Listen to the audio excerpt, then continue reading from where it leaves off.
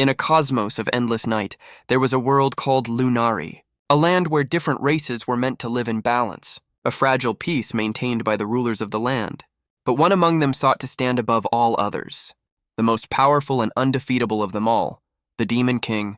His gaze held nothing but a thirst for absolute conquest. And in his eyes, the people were already his to command. For the first time in history, the other races set aside their differences. They united with a single, desperate purpose to kill the Demon King. They prayed to their goddess for protection, and they were gonna need it. Warriors make promises to the fearful. The allied forces are confident in their numbers, a confidence that quickly evaporates, for an overwhelming presence descends upon them. It is the Demon King himself, and he's just so grateful they all gathered for him. The army's formation breaks into pure chaos. He raises a single hand, crackling with power, and summons a storm of arcane destruction, a sky full of glowing sigils promising only death. The sheer pressure of his magic suffocates them, a power so immense it defies all belief. But one lone warrior screams in defiance, unleashing a brilliant pillar of golden light, a single desperate counterattack against the heavens. And for the first time, the Demon King seems intrigued. The blonde hero meets him in the sky, sword ablaze. Nothing ruins a good world-ending spell like an interruption. The resulting shockwave tears across the battlefield, sending both combatants hurtling back toward the earth.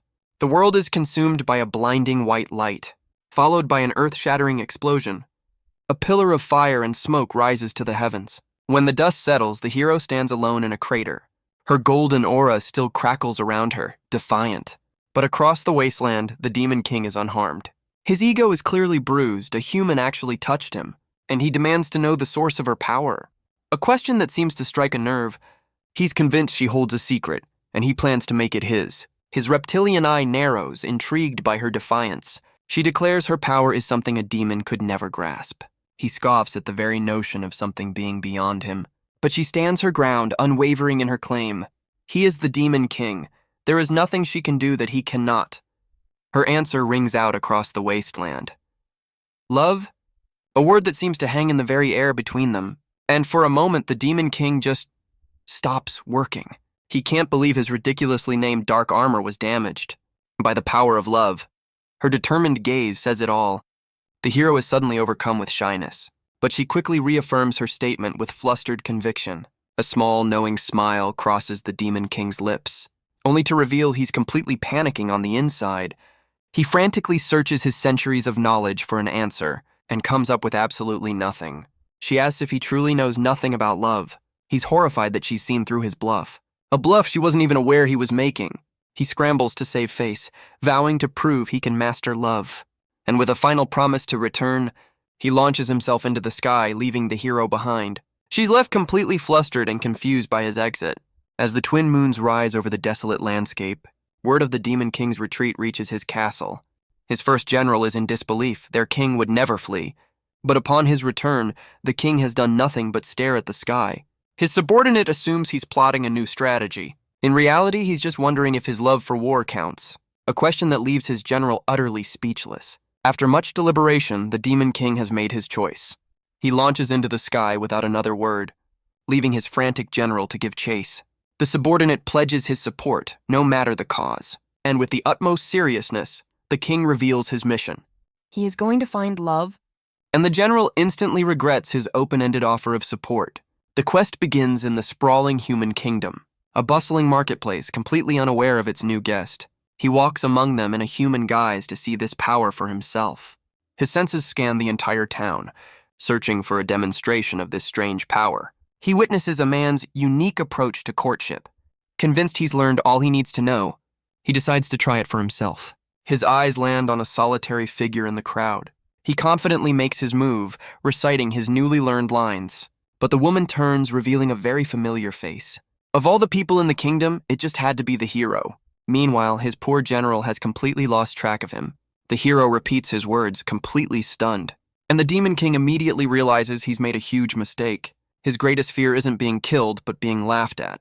He desperately searches for a plausible, human-like excuse, and pivots to complimenting her incredible fighting prowess. But his choice of words only deepens her suspicion. She demands to know how he could have that information. A horrifying realization begins to dawn in her eyes. She closes the distance between them in a flash. stating that only one person has ever seen her fight at full strength. Her anger flares as she calls him out for his audacity. She names her greatest foe, the Demon King, Dazel. But beneath the fury, a wave of panic sets in. She is absolutely not prepared for another conversation. Her mind flashes back to their last fateful encounter, and the sheer, unadulterated cringe of her last declaration. She'd only said it to make him stop talking. But a sudden thought stops her cold. She convinces herself his retreat was just a clever ruse, and vows not to fall for his mind games again. She calls upon the holy light of Stella, unleashing a blinding divine aura, a display that has the Demon King wanting to be anywhere else. But her brilliant light attracts some unwanted attention. The townspeople flock to her, seeking the saint's blessing, a title she seems completely unprepared for. Daziel watches as his nemesis is swallowed by her own fan club. She tries to warn them away, sensing the danger he poses. But her pleas are lost in their adoration. And just as her panic peaks, a dark presence makes its move. Daziel grabs her hand, his dark magic flaring to life. She's completely caught off guard by his sudden move. With a snap of his fingers, he makes his escape, and in a flash of arcane energy, they both disappear. They reappear in a grand, dilapidated hall. The air still sizzles with the power of his spell. The hero stumbles, landing with a heavy thud. Her head spins as she tries to regain her bearings, only to find herself in a rather compromising position. He calmly explains this was his only available exit. He explains his teleportation mark was simply his bed, a revelation that leaves the hero completely stunned. He confirms they are now in his castle, deep within the Demon Kingdom. She finds his excuse about helping her a little hard to swallow. But Daziel calmly insists that he's telling the truth. She's not convinced, preparing to unleash her holy power. The commotion is overheard by a demon maid outside the door, who cautiously pushes the grand doors open. She misinterprets the entire situation in the worst way possible, and makes a very flustered, very hasty retreat. Daziel is left completely bewildered by the maid's reaction. Meanwhile, back in the human kingdom, the hero is having a terrible day. Her plans for a relaxing afternoon were ruined by a certain uninvited guest. She collapses onto her bed, trying to make sense of their bizarre encounter. The whole ordeal has left her completely drained of her will to fight. She hopes to find some peace within the hallowed grounds of the church, unaware that her stalker has excellent hearing and a window. The next day, she attends the prestigious goddess Stella Academy, but she's exhausted after a sleepless night spent searching for Daziel. Suddenly, a familiar presence catches her attention. She looks down at the bustling courtyard, wondering about the crowd. Her friend explains that the new students were all inspired by her. The hero reflects on her decision to join the academy for a normal life. She realizes the church is just using her to recruit for the war. When her eyes lock onto two familiar figures, a jolt of panic hits her as she recognizes the Demon King and his general. Down below, the general questions why they're enrolling in a place so full of holy energy. Daziel explains he learned about it while investigating the hero's home, much to his subordinates' shock. He frames his quest for love as a battle, requiring him to understand her environment. His general is so moved by this dedication that he begins to weep. He's convinced his king is finally getting serious about the war, completely misreading the entire situation. Daziel frames his mission with a classic proverb. The new students are gathered for their orientation. Their first task is to make an offering to the goddess, a task that immediately highlights the academy's class divide. Daziel, however, has brought his own offering, an offering so powerful it makes the instructors tremble. His general proudly explains they are priceless demonic gems, which the holy faculty immediately tries to purify with fire, landing our demonic duo right back in the low offering line. With that out of the way, the entrance exam finally begins. The entrance exam begins with a test of archery. A young noble named Roland easily passes, basking in the adoration of his peers. It seems the high-offering students get to shoot from a mere 10 meters, while Daziel and the others are stuck 100 meters from their targets. He's immediately met with scorn from the academy's elite. But his attention is caught by Roland's admirers, and a thought begins to form. He deduces that a display of skill is the key to earning affection, and he decides to put on a show they'll never forget. Because nothing says I'm competent like summoning a meteor storm for an archery exam. His general is immensely proud, while the faculty and students are justifiably terrified. But as chaos reigns, the hero springs into action. She leaps into the air, casting a spell of her own. A holy sanctuary forms over the academy, deflecting the meteors, before a wave of banishment magic purifies the sky completely. She stands alone, exhausted but successful. Landing directly in front of a very calm-looking Daziel, her patience finally snaps as she grabs him by the collar. She furiously recounts his recent, highly invasive actions, an explanation that gives the eavesdropping students the wrong idea entirely. She demands to know if all this is just to start another fight, an explanation that has the students buzzing with scandalous theories. Dazel is completely caught off guard by her question, and the hero is having a full-blown system meltdown. She frantically tries to deny any connection to him, realizing that exposing the Demon King here would be catastrophic. Dazel, ever the opportunist, tries to blame her for a do-over. The instructor denies him, but then offers a very convenient loophole. A loophole Dazel is more than happy to exploit. His general quickly jumps on the bandwagon, not wanting to be left behind.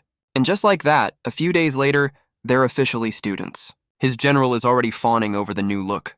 But Dazel is completely unimpressed by the academy uniform. His subordinate panics at the holy symbol on his collar, as Dazel wonders why he's the center of attention. The general insists it's admiration for his meteor storm.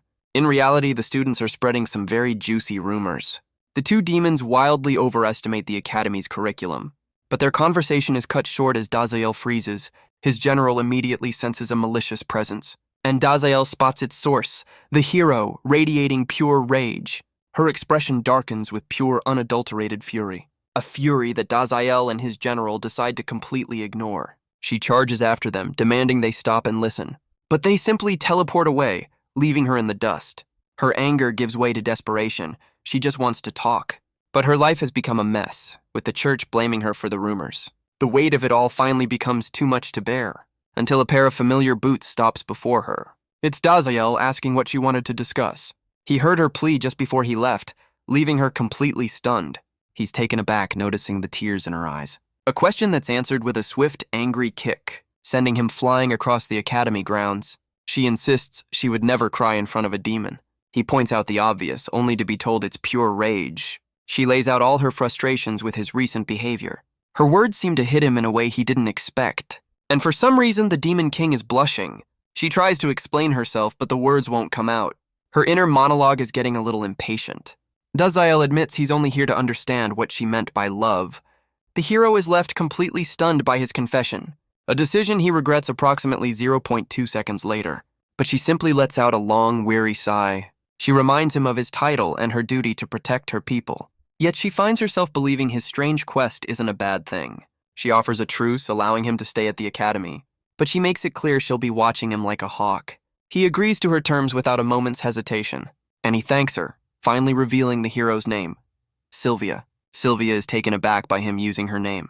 She immediately demands he stop being so familiar, rejecting his other titles as well. Meanwhile, back in the Demon Kingdom, a demon maid named Luna is being sought out. The second general of the demon army is frustrated by his king's absence. Luna recounts the strange incident with the human girl in the king's chambers. He immediately jumps to the worst possible conclusion, an enemy spell. Just then, the doors to the king's chambers swing open. A lone figure stands in the doorway, an unexpected arrival, and on his sleeve is the unmistakable emblem of the Stella Church. The second general moves with blinding speed, lunging to strike the intruder and protect his king, only to realize it's the first general, Levirian. The second general immediately accuses him of a coup, while Levirian just wants to know why the castle is empty. He's stunned to learn the king is on a secret infiltration mission. Levirian smugly declares he will accompany the king alone, an order the second general is not prepared to accept. He even makes a play for the throne, because finders keepers, right? Meanwhile, back at the Goddess Stella Academy, a new day begins with an imposing figure striding through the courtyard. Levirian has finally arrived, apologizing for missing the ceremony. Dazel brushes it off, quietly noting the mention of treason. His general then asks what class the king has chosen for them. Dazel admits he just picked the one that mentioned demons the most, a choice that lands them squarely in the Exorcist program. They try to downplay the mistake, wondering what could possibly go wrong. Just then, a familiar voice says their choice is perfect. As Levirian hits the floor in shock, Sylvia calmly approaches. She reminds Dazel that his choice just made her job of watching him much easier. Dazel subtly threatens his own general, reminding him that accidents happen, a threat that Dazel finds surprisingly impressive for a hero. Sylvia is horrified, blaming them for corrupting her heroic nature. Their little chat, however, has once again attracted the wrong kind of attention. The student body is already convinced she's dating the new transfer student. She lays down the ground rules, begging him not to blow their cover. And with a final flustered warning, she makes a hasty exit. Dazel is completely confident they can blend in seamlessly. His general, on the other hand, is having a bit of a confidence crisis. Just then, the academy bells begin to chime. The new students excitedly discuss their future specializations, but their conversation is cut short by an arrogant student. He scoffs at them, demanding they know their place. The others wisely back away, recognizing him as a noble. His attention then turns to Dazael and his general. He's furious that a commoner would dare approach the saint. He charges forward, intending to teach Dazael a lesson that ends with his own shoulder shattering on impact. The force of the collision sends him flying across the hall. He lands in a heap, screaming for a medic in pure agony. But Levirian's eyes glow with an unholy light. A wave of pure energy shatters every window in the hall. He vows to make the noble pay for daring to touch his king. The noble's arrogance instantly evaporates into pure terror. He lifts the boy into the air, ready to end his life. But Dazael seems to find the whole situation rather amusing, until a familiar holy presence catches his attention. He hears a familiar voice approaching down the corridor, and he remembers the promise he just made to Sylvia. A promise his overzealous general is about to shatter into a million pieces. Dazael's mind kicks into overdrive, his thoughts accelerating. He has exactly 1 second before his general attacks, and even less time before Sylvia sees the whole thing. He realizes this will ruin his only chance to study love. With his mission on the line, he sees only one way out. He unleashes an ancient magic, shattering the fabric of space itself, and promptly throws both combatants into the newly formed void. With a snap of his fingers, he seals the rift behind them. The cracks in reality quickly fade away, leaving the hall completely peaceful, as if nothing ever happened. Just as Sylvia arrives, her friend tries to convince her to switch classes. But Sylvia senses the lingering dark magic, giving her a very good reason to stay put. Her eyes narrow, her focus entirely on the unseen threat. Dazael pops up, trying to play it cool and failing spectacularly. But Sylvia knows better than to trust his act. He's still the most dangerous being alive. She decides to take no chances, preparing to scan the entire campus herself. A massive holy sigil appears in the sky because subtlety isn't in her vocabulary. Her friend calmly asks if she's just activated a skill. Sylvia prepares to cast every single holy buff in her arsenal, unleashing a blinding golden light to protect the academy. The entire academy is bathed in her holy light. The academy's defenders recognize the saint's signature magic, and Dazael is just a little bit terrified she's about to smite him. She completely misreads his terror as a sign of concentration, so she decides to double down, unleashing even more holy energy. Layer upon layer of protective spells envelop the entire campus. With her work done, she finally lets out a weary breath. She declares her search complete, letting him off with a stern warning. A promise our boy is all too happy to agree to, but their little spat has only fueled the rumors of a couple's quarrel, and his general's mistake was an even greater offense to the king. Levirian begs for forgiveness for his reckless outburst. He laments letting his demonic aura leak out, forcing Dazael to intervene and nearly blowing their cover. Dazael tells him to forget it, which only makes his general more emotional. He reveals he simply teleported them to a pocket dimension to avoid Sylvia's notice. Levirian then explains he's already dealt with the human noble by turning him into a card-carrying member of the Demon King fan club. He even bestows a gift upon his new convert, dark regeneration. The noble is left in awe as his shattered bones are instantly healed. The noble screams in terror as his arm is encased in demonic armor. A gift from Levirian, because nothing says devotion like a demonic limb. The boy tests his new strength, easily shattering a massive tree. He's already dreaming of the glory this demonic hand will bring him. But then a horrifying thought begins to dawn. He'll be executed by the church long before he sees any glory. Later that night, Levirian boasts to Luna about his little trip. The grand fortress floats ominously under a crimson moon. And inside, Dazael seems to be preparing for his next move. A confident smirk plays on his lips as he looks ahead. Dazael reminds his general of their mission, to blend in. With a flash of arcane energy, they teleport away. Their destination, the heart of the human kingdom, they materialize in the middle of a bustling town square. The locals are understandably freaked out by their grand entrance. Dazael orders a cleanup specifying memory wipe, not massacre. He then teleports away to find a more discreet location. A quiet, secluded garden seems to fit the bill perfectly. He places his hand on a wall, creating a new teleportation mark. With his new, less conspicuous entry point set, he's ready to begin. Sylvia's expression is one of pure, unadulterated exhaustion. She finds Dazael setting a new teleport point right at her private residence. Later, the first-year exorcists gather in the courtyard. Their instructor, a man named Edward Endure, welcomes them. He notes the dwindling number of students in his class, but he insists that in his eyes they are all chosen ones. He demonstrates his mastery of advanced light and fire magic, a display he's clearly very proud of despite the effort. Daziel and his general, however, are completely unimpressed. The instructor then tries to boost morale by mentioning their famous classmate. And of course, he's the greatest exorcist to ever live. He even claims to have battled the Demon King himself, a story Levirian finds a little hard to believe, mostly because the Demon King has no idea who this is. The instructor recounts a famous battle from 25 years ago, and a distant memory begins to surface in Daziel's mind. He finally places the face, much to his general's shock. He was just another soldier in the human army. A very, very terrified soldier, to be precise. Levirian is left completely speechless by the man's audacity. Levirian is deeply impressed by his king's flawless memory. From a distance, Sylvia assumes they're hatching an evil plot. The instructor then gathers the students for their next lesson. He presents a massive crystal, a target for their magic practice. But Sylvia suggests they focus exclusively on light magic. The instructor is thrilled by her dedication and readily agrees. She's confident this will expose the demons and force them to leave. And of course, Daziel is called upon to demonstrate first. Levirian offers his quick calculations on the nature of light magic. Daziel begins to deconstruct the spell, attempting to mimic holy power. He decides to try his hand at light magic, but with a demonic flair, a display that has his general absolutely starstruck. Sylvia, on the other hand, is having a complete meltdown. The entire courtyard is suddenly engulfed in a blinding flash. She realizes that light magic from a demon can only mean disaster, and knows she has to intervene before he finishes the spell.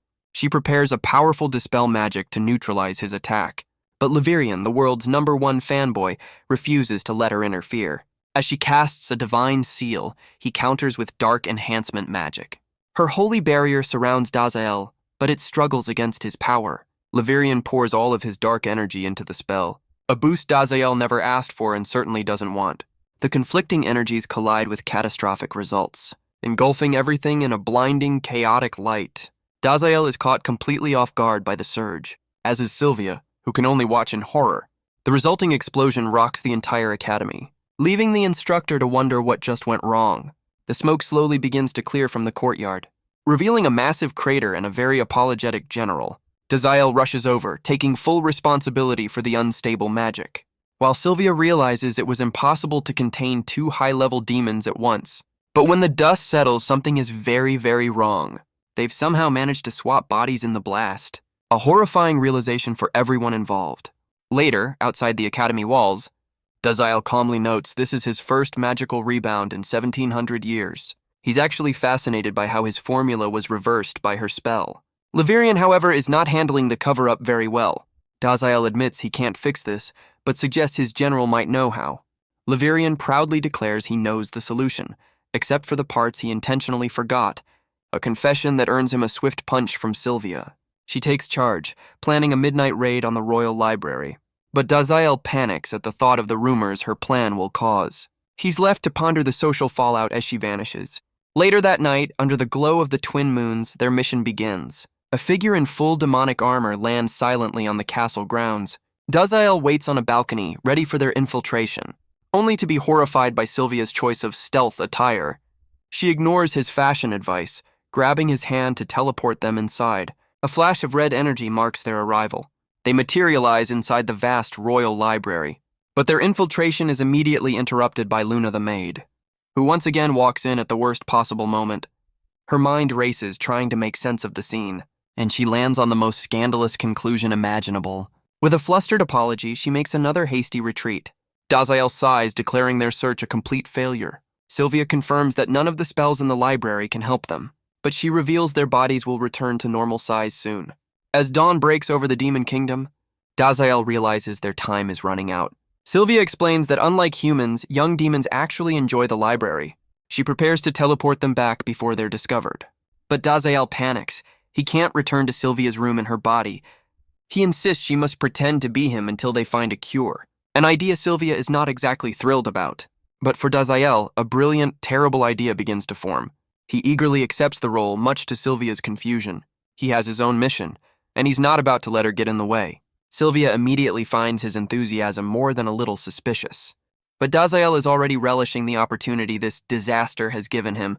Meanwhile, back in the Demon Kingdom, Sylvia is in awe of his lavish room. She's even more impressed by the sheer power flowing through his body, a thought that leaves her flustered as she faces an awkward problem, which is immediately followed by an even more horrifying realization. Back in the human world, Dazael faces the same predicament. But for a demon king, changing clothes is a simple matter of magic. With a flash of demonic energy, he tailors a new uniform, and he has to admit he makes her look good. He's not exactly thrilled with his new accommodations, but he has to admit the power output is impressive. Sylvia is equally surprised by the strength of Dazael's body. She calls out to him, ready to share her findings, and immediately phrases her compliment in the worst way possible. The next day, back at the academy, a voice calls out. Dazael slowly remembers he's supposed to answer to Sylvia.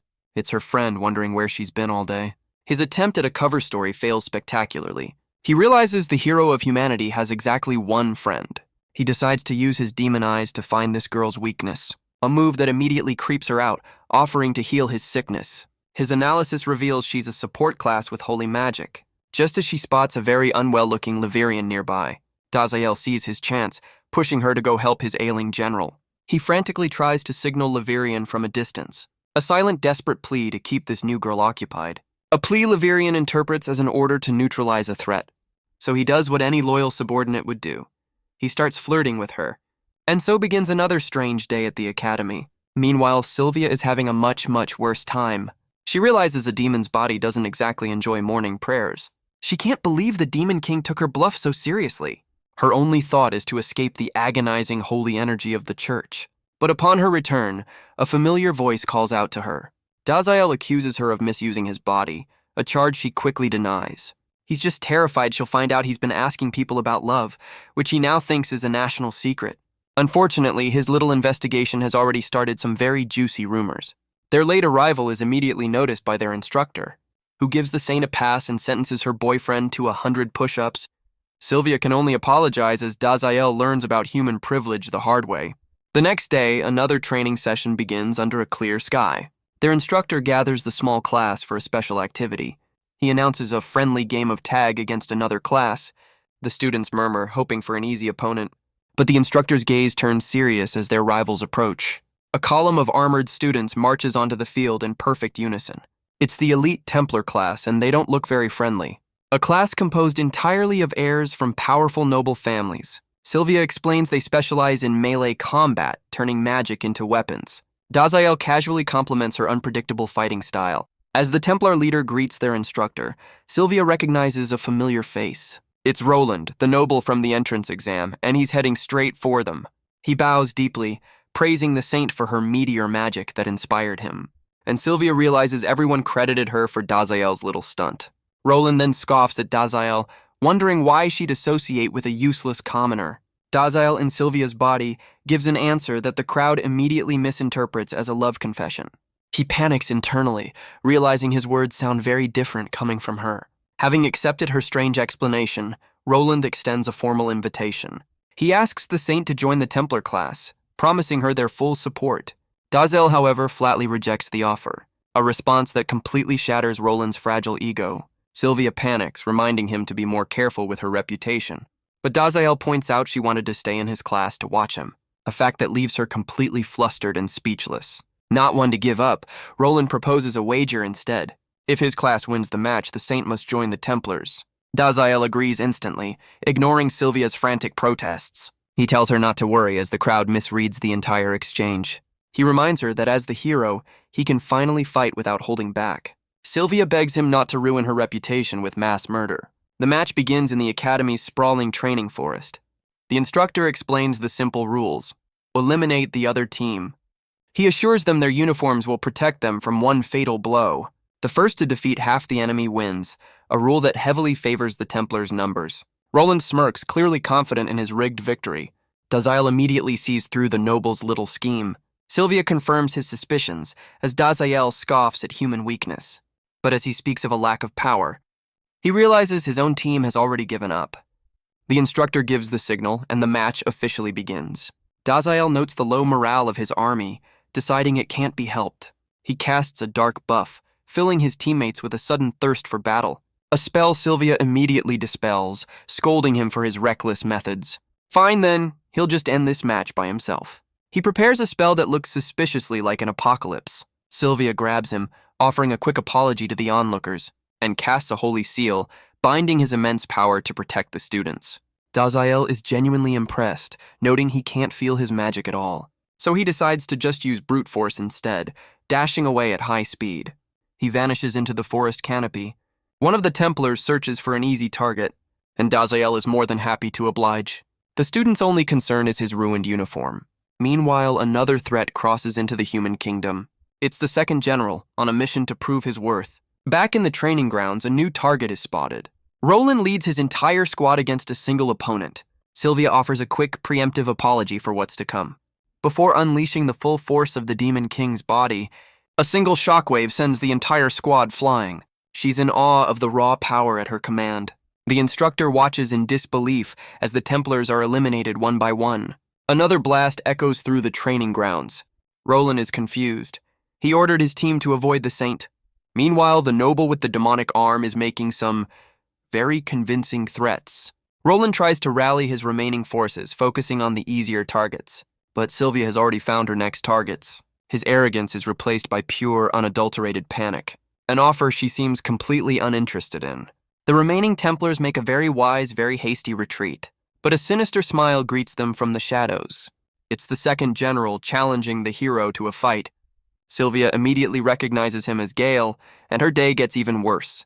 The peaceful sky offers no escape from the coming chaos, as the confrontation unfolds in the quiet forest. Gale explains he saw her in the king's armor, a grave offense. He claims it's for his kingdom's pride, after admitting he just wants to fight for fun. Without another word, he launches himself forward. His eyes burn with the thrill of a coming battle. Sylvia meets his charge head-on, their powers colliding in a storm of dark energy. The resulting shockwave shatters the very ground beneath them, and the other students can only wonder what happened to their friendly game of tag. Gale is genuinely impressed, praising the hero for her strength. Sylvia realizes explaining the body swap is a lost cause and decides to just play along. He unleashes a furious barrage of phantom fists, an attack she dodges with almost insulting ease. Gale is stunned. Only his king has ever been able to read his moves so perfectly, a fact Sylvia is well aware of, having fought him before.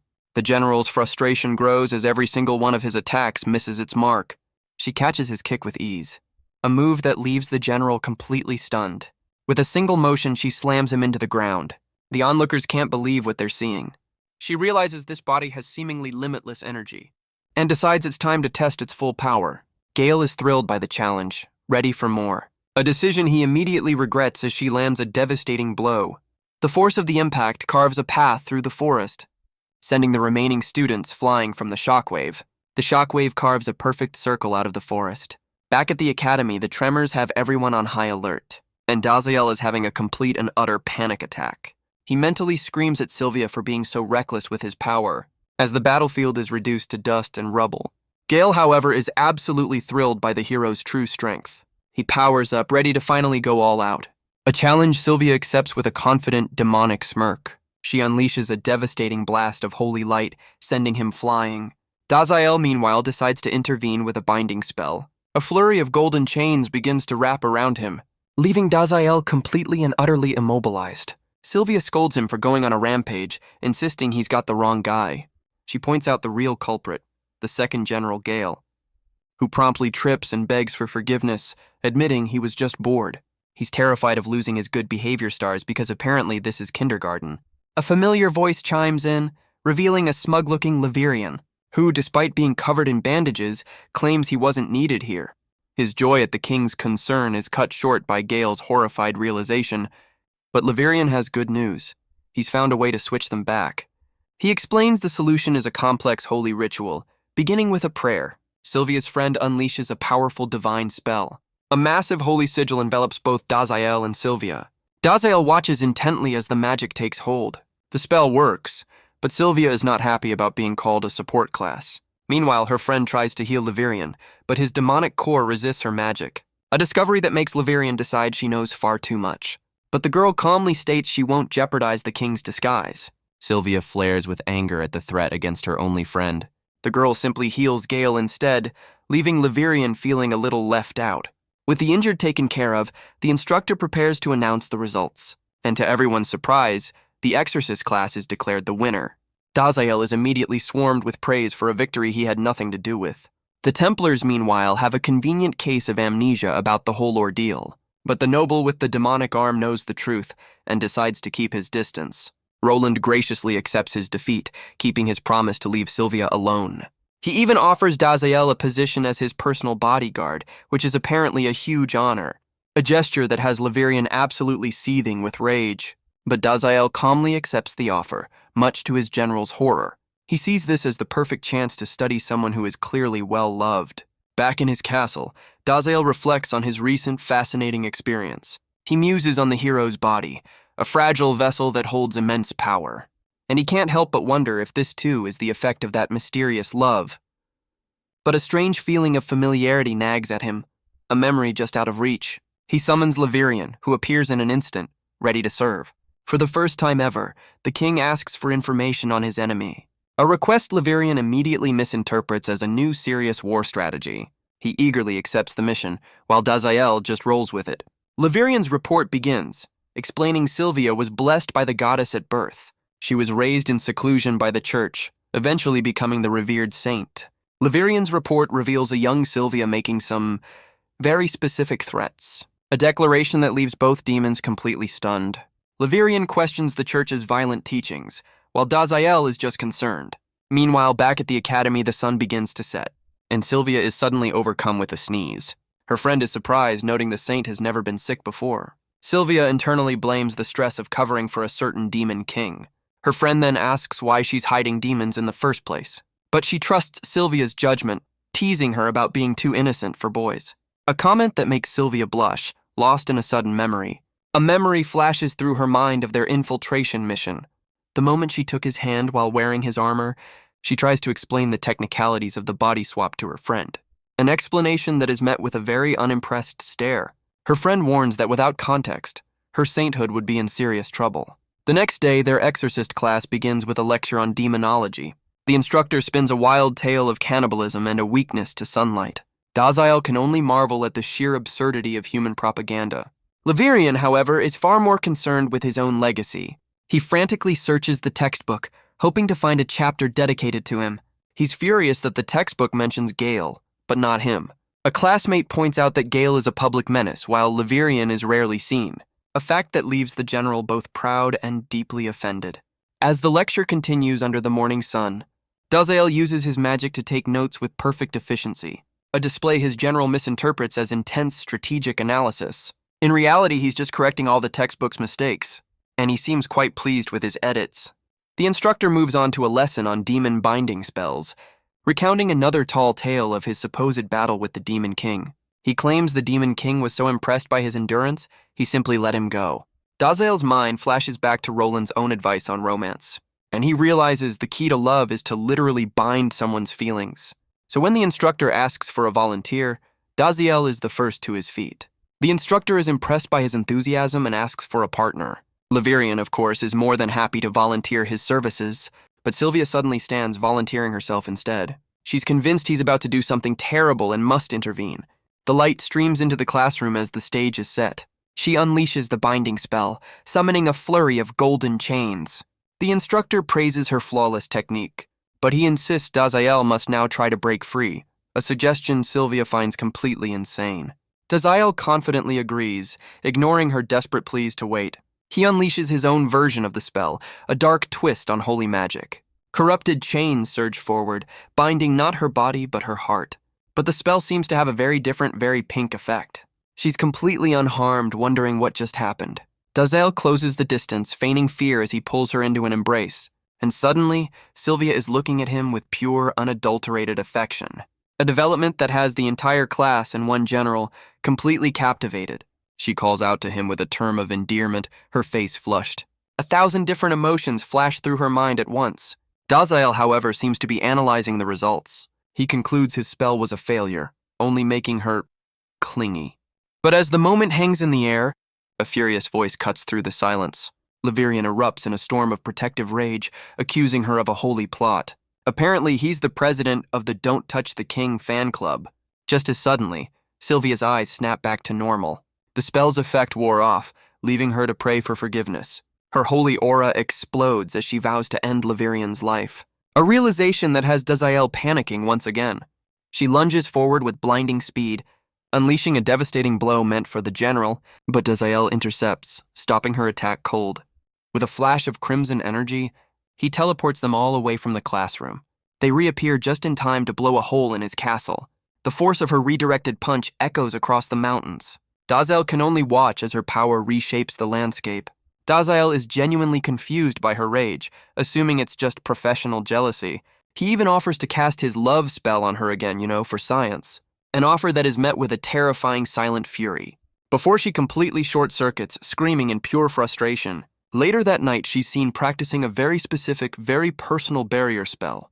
The next day, the academy bells signal a return to normalcy. Or at least, as normal as things get in the school cafeteria. Laverian, now sporting glasses, critiques the primitive nature of human society. But he has to admit, their culinary skills are surprisingly advanced. Their meal is interrupted by a pair of familiar classmates. Laverian is about to lecture them on their place, but Daziel calmly allows them to sit.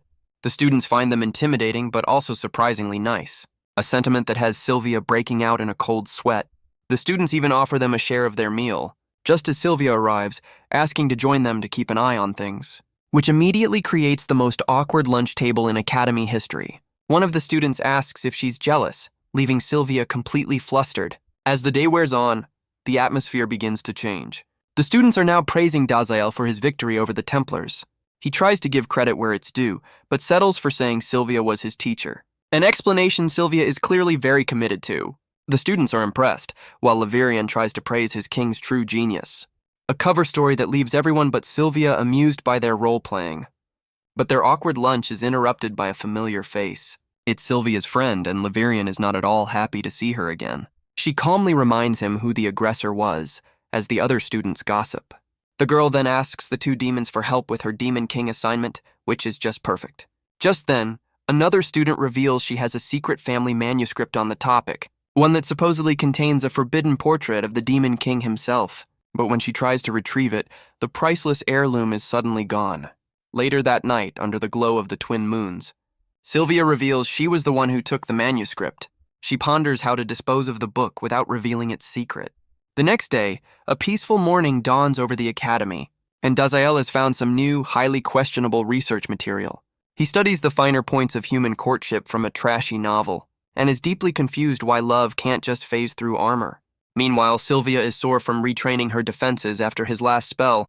Her expression hardens with a familiar frustration. As she spots the Demon King himself engrossed in a book, she decides to investigate what kind of book he's reading, only to find it's a very advanced guide to human affection. A guide that is definitely not Academy approved.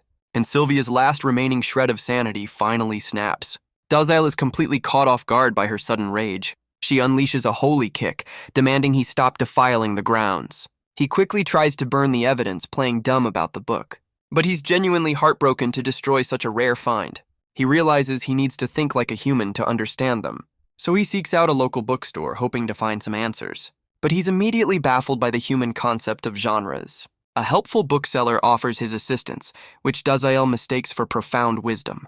He states his purpose with the utmost gravity. He seeks to understand love. The bookseller retrieves a special volume from behind the counter. He warns that the book is rare, expensive, and not to be shown around. A problem Daziel solves by summoning a literal mountain of gold. Later, he recounts this story to a very unimpressed Sylvia, who lets out a sigh that could wither a forest. She lectures him, vowing to never help him if he keeps reading such trash, a threat that seems to strike genuine fear into the Demon King's heart. The next day begins peacefully, aside from a small plume of smoke. Daziel is busy destroying the last of his questionable research material. Sylvia arrives, immediately suspicious of Laverian's absence. Daziel explains his general is off handling some private business, an explanation that Sylvia's mind takes in the worst possible direction. She accuses them of corrupting her friend because of course she does. And for the second time this week, the hero has a complete system failure. Her holy aura flares as she vows to personally end the first general. She unleashes a blast of pure rage as Daziel wonders if gems are illegal. Just then, the man of the hour makes a very timely return. It's the noble with the demonic arm, now a loyal if terrified subordinate. He reports that he's successfully enrolled Laverian in the academy. He tries to make a quick exit, but Daziel stops him. He needs some advice from a human, or at least a mostly human, and with the utmost seriousness, he asks the one question that started it all. The noble is completely flustered, clarifying if he means dating. A concept Dazael, ever the academic, demands a full explanation of. The boy explains it's about impressing a woman you like. A concept Dazael immediately translates into a battle for dominance, because of course he does. And with newfound conviction, he declares he will ask the hero on a date. The Academy's morning sermon begins with a dire prophecy, a warning of a demon king who will destroy all lands. Dazael, however, is still convinced a date is a challenge she'll refuse, so he decides he must first make her owe him a favor. Later that day, under a clear blue sky, the students gather for their next class. Levirian points out they've arrived a bit too early, but Dazael insists that as a king, the world should wait for him. His royal monologue is cut short by a sound from the floor. It's a student named Thilo, collapsed from exhaustion. Sylvia asks if he's talking about adventurer quests. Levirian explains the academy now manages the kingdom's quests. He assumes the students are just after gold, an idea that gives Dazael a brilliant, terrible thought. He summons a literal mountain of gold for the exhausted student. He tells the boy to take it and rest, leaving Sylvia speechless. She pulls him aside, demanding to know where he got the money. He explains he simply sold some of his priceless demonic gems, a revelation that has Sylvia panicking for the student's life. She explains the gems can counter holy magic, a fact Dazael finds completely baffling. The next day, a new opportunity presents itself. Sylvia stands before the Academy's quest board, and for the first time, she seems genuinely excited. Dazael teases her, revealing he was once an adventurer, a revelation that makes him seem surprisingly human to her. Their conversation is cut short by the instructor's call. He explains that quests are required for promotion, and he calls out the students who haven't done a single one. He announces a field assignment for the first years, and suggests our trio form a party, much to Sylvia's horror. Sylvia is internally screaming at the thought of babysitting two demons, but she realizes leaving them unsupervised could have some rather explosive consequences for the kingdom. So she reluctantly agrees, but with a single condition, a condition that Dazael is more than happy to provide. He asks her to accept his invitation to a battle, a term he's now convinced is the demonic equivalent of a date, and so their very strange party is officially formed. Levirian questions her motives, but his loyalty to Dazael is absolute. Sylvia suggests they recruit a healer, an idea Levirian immediately dismisses. Sylvia insists her friend will be their healer, an idea Levirian vehemently opposes. Dazael agrees, noting the general's less than stable reaction to her. But their argument is interrupted by a familiar voice from below. It's Thilo, offering to be their guide and already packed for the journey. An idea Levirian finds completely unacceptable. Sylvia tries to question his sudden outburst, but he's already casting a powerful spell, leaving their two new recruits completely stunned. In an instant, they're teleported to the outskirts of Monist, a trip that has left the humans feeling a little worse for wear. Dazael finds the side effects of his magic fascinating. He points out Sylvia is fine, but she's just built a resistance. He suggests they travel alone, leaving her completely flustered, a reaction our boy is completely unable to process. Meanwhile, Thilo recovers, wondering who his new party members are. Levirian scoffs at the human's weakness, but offers a healing spell that looks more like a demonic curse, which only makes the poor kid feel even worse. With their party finally recovered, they continue their journey. Sylvia asks how he knew the location, and he simply says he's been here before. She's immediately suspicious, noting the Demon King has never been to this area. Her friend, however, is just amazed by the teleportation spell.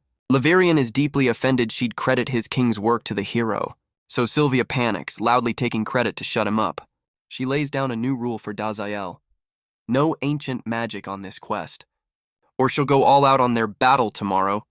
A threat Dazael completely misreads as genuine excitement for their date. With that settled, they finally arrive at the village. The quest giver explains their monster problem is too small for the local knights. Sylvia gets down to business, asking for details on the creatures.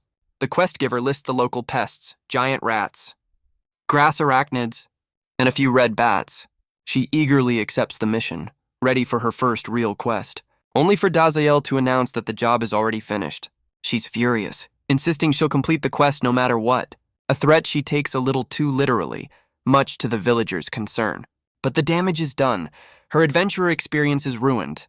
She laments ever thinking she could have a normal day with them, but the villager is just grateful for their help, no matter how strange. Sylvia tries to brush off the villager's gratitude, but Levirian decides to remind the man of his place. A lecture that's quickly cut short by Sylvia's fist. She quickly covers, explaining it's their first quest. The villager explains they still need to report to the guild. An errand Laverian is suddenly very eager to run. He begs Dazael to let him handle it, for the glory of the king. Sylvia asks her friend to go with him, just to be safe. Thilo also takes his leave, heading back to his hometown. And just like that, Dazael and Sylvia are left completely alone. Dazael decides now is the perfect time to cash in on their deal. But as the twin moons rise, a new threat begins to stir. In a forgotten corner of the world, a dark power awakens. A mysterious figure declares their long wait is finally over. With the Demon King missing, the allied forces have all but disbanded. A subordinate informs their queen that Sylvia is now alone and vulnerable, but they warn that the hero is still strong enough to challenge a king. The queen, however, knows Sylvia's power is not yet fully realized. She assigns the mission to a follower named 11. Capture the hero. And as the others fade away, 11 accepts their new quest. The mysterious figure known as 11 waits for their moment to strike. Back at the academy, a healing class is underway. Sylvia's friend tries to tell her she's gone a little too far, but Sylvia insists it's not enough, finally naming her friend, Stella. She's taking this dying victim training exercise a little too seriously. The victim, Dazael, tries to get her attention from the ground. She scolds him for breaking character, but he just wants to know why she stood him up. A question that sends both Sylvia and Stella into a state of shock. Sylvia's denial comes with a blast of holy lightning, terrifying her classmates. But another student calmly explains it's just an advanced healing technique. Sure it is. Stella unleashes a powerful healing spell on the victim, a response that leaves Stella a little overwhelmed. While Laverian seems to be having a near-death experience, Sylvia begins to speak, a thought forming in her mind. Stella suggests they just talk things out like reasonable people, a suggestion so pure it's practically blinding Sylvia. With a heavy sigh, the hero finally relents. She demands to know why he'd think she wanted a date with him. He teases that she seems to be enjoying herself, a claim she furiously denies. But he reminds her of their deal, still convinced a battle is just a date. He explains his flawless, battle-hardened logic for their date, an explanation that has Sylvia completely losing her mind. She tries to explain what a date actually is, before admitting she's never actually been on one herself. Stella, ever the helpful friend, suggests they just go on a date together, a suggestion Sylvia shuts down by abruptly ending the class. A new instructor addresses the students, praising their first aid skills. She throws a little shade at those who prefer advanced healing techniques, but her tone turns serious, warning them of magic's limits. Dazael suddenly warns Sylvia to prepare a barrier for the students. Sylvia realizes his demon eyes are active. And just then, the entire academy begins to shake. A horde of cloaked figures swarms the academy entrance. Their leader, the mysterious 11, gives the order. Her followers scale the walls with unnatural speed. Their target is clear. They're here for the hero. One of the assassins leaps into the air, landing right in front of Sylvia and Dazael. The other students can only watch in stunned silence. The attacker unleashes a powerful binding spell, but it's met with a volley of golden light from above. The academy walls erupt in a series of massive explosions. Stella calmly navigates the chaos, completely unfazed. The attacker, 11, confirms she's found her target, and summons a trio of massive dark energy blades. But Dazael is one step ahead, calmly casting a spell of his own. The assassin is stunned. The spell isn't physical, but it freezes her very soul. She can't believe a mere student could use such a high-level skill. Her confidence is quickly replaced by pure, unadulterated terror. As Sylvia and her friends step forward, ready to join the fight, the students can only watch in horror, wondering what's happening.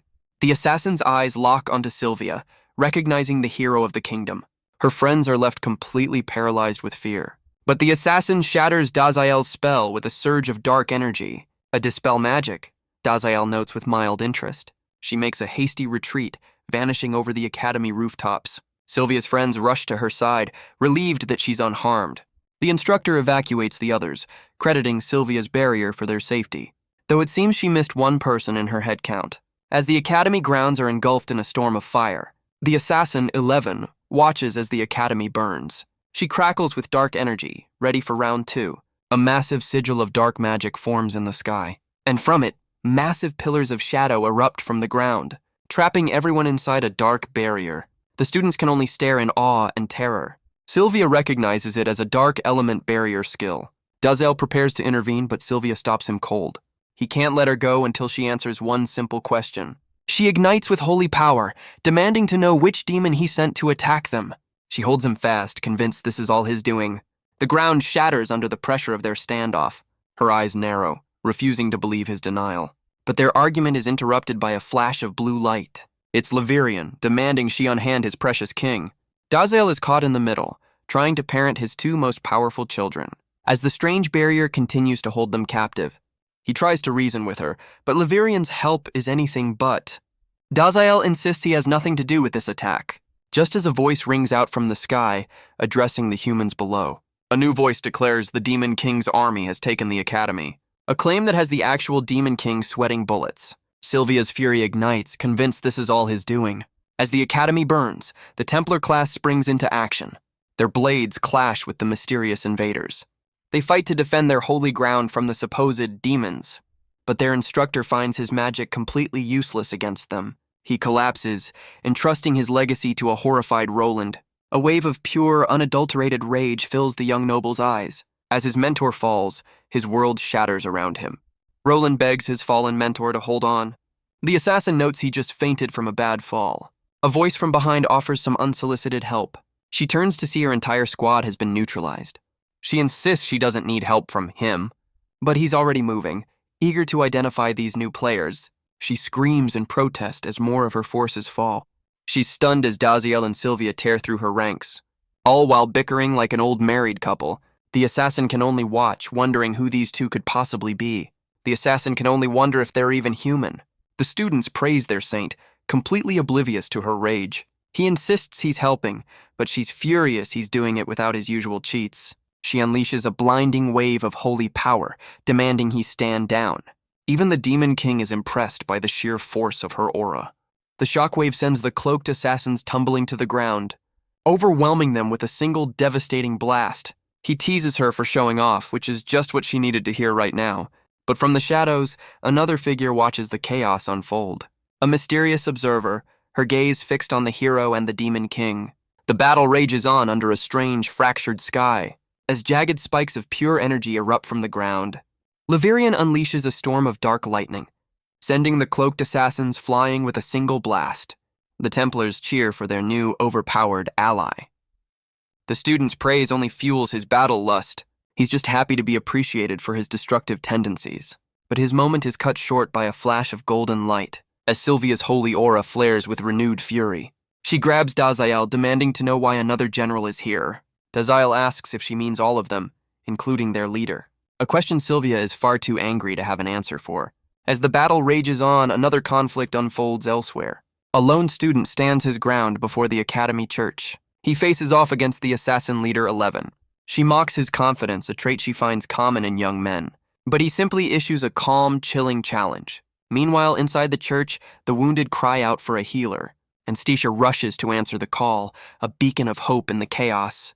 The blue-haired student rallies the others, convinced their faith alone is holding the enemy at bay. He's furious that the humans don't appreciate his efforts. A voice from the shadows mocks his heroics, as Levirian finds a loophole in his orders. The assassin, 11, continues to taunt him for his youthful arrogance. He decides it's time to teach her a lesson in respect, a lesson she is suddenly very unprepared for. He unleashes his demonic form, ready to announce his true title, but she completely ignores him, assuming he's just another hero candidate.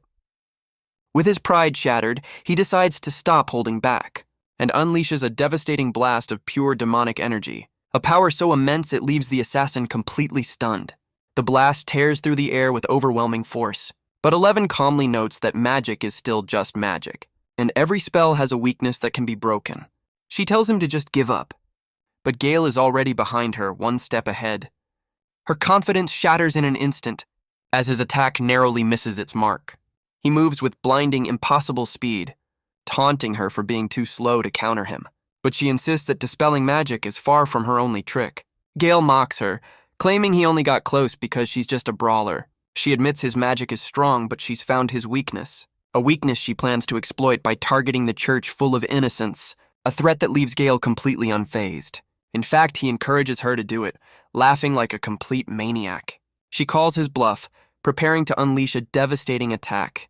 But just then, Gale gives a quiet order to a very confused Levirian. He's to protect the humans, or Levirian will be replaced by his rival, a threat that sends the first general rocketing toward the church. Arriving just as the assassin's spell is about to make impact, Levirian's eyes burn with a furious resolve.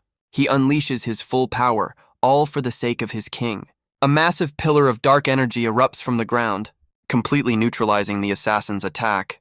Daziel watches the chaos, his mind already elsewhere. Levirian stands as a one-man army, a shield of pure demonic power.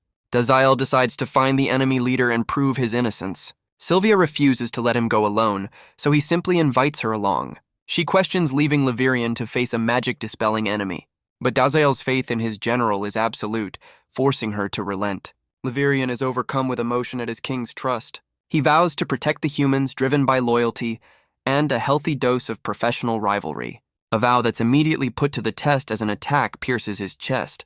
Sylvia can't believe her eyes. Levirian is one of the most powerful demons alive.